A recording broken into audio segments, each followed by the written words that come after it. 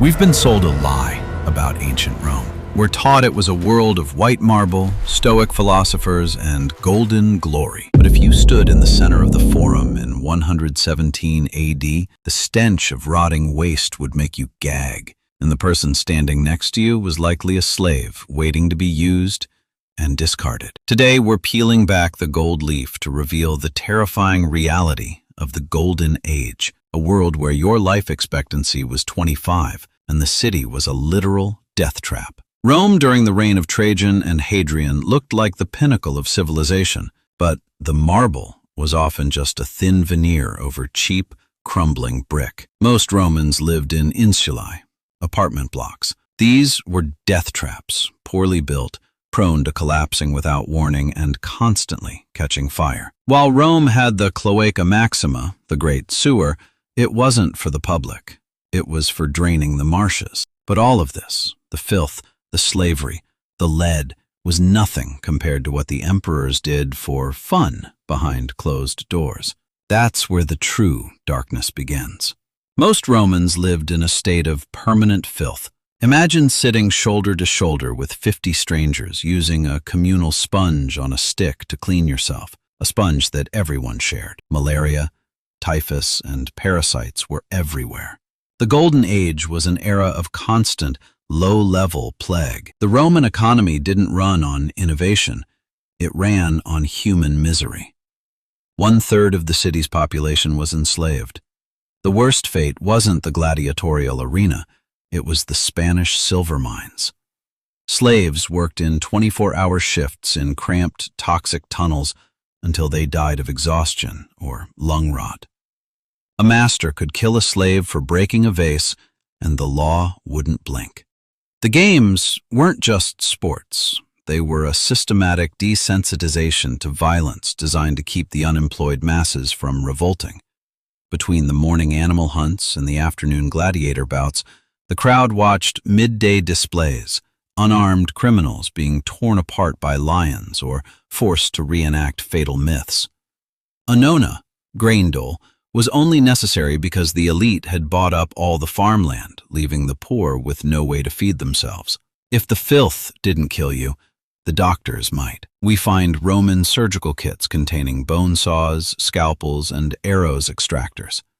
Without germ theory, a simple infection was a death sentence.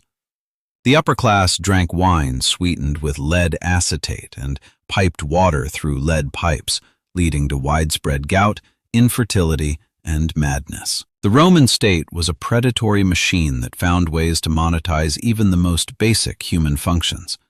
To fund the empire's grand projects, Emperor Vespasian placed a tax on the collection of urine from public toilets, used by fullers to bleach wool. When his son complained it was disgusting, Vespasian famously held a gold coin to his nose and said, "Pecunia non olet," money does not smell. Imagine a Golden Age job where you spend 12 hours a day waist-deep in vats of human urine, stomping on clothes to clean them. This was the reality for the Roman working class. In the shadow of the great monuments, the most vulnerable paid the highest price. Roman law allowed exposure. If a father didn't want a child due to poverty, deformity, or simply being the wrong gender, the baby was left at a specific site, like the columna lactaria, to die of exposure or be claimed by slave traders. Slave traders would often pick up these foundlings and intentionally maim them, blinding them or breaking limbs to make them more effective as beggars in the streets of Rome. The lead sweetened aristocracy. The elite weren't just morally decaying, they were physically dissolving. Romans loved a syrup called sapa, made by boiling unfermented grape juice in lead pots. This created lead acetate, sugar of lead. It made the wine delicious and the aristocracy insane. Chronic lead poisoning led to Roman gout, irritability, and cognitive decline. The very people steering the Golden Age were often suffering from neurological damage caused by their own luxury. The Golden Age didn't fade. It crashed. In 165 AD, soldiers returning from the east brought back a great pestilence, likely smallpox. It killed up to 2,000 people a day in Rome. As bodies piled in the streets, the golden facade shattered. People turned to mystery cults and superstition, and the once orderly Roman society descended into a paranoid, death-obsessed culture. Rome's golden age wasn't destroyed by barbarians alone. It rotted from the inside. The inequality, the reliance on forced labor, and the total disregard for human life created a shell that looked magnificent, but was hollowed out by suffering. The next time you see a statue of a Roman emperor, look at the base. It's not held up by glory. It's held up by the millions of unnamed people who lived and died in the shadows of the marble. If you had to live back then, which of these horrors would have finished you off first?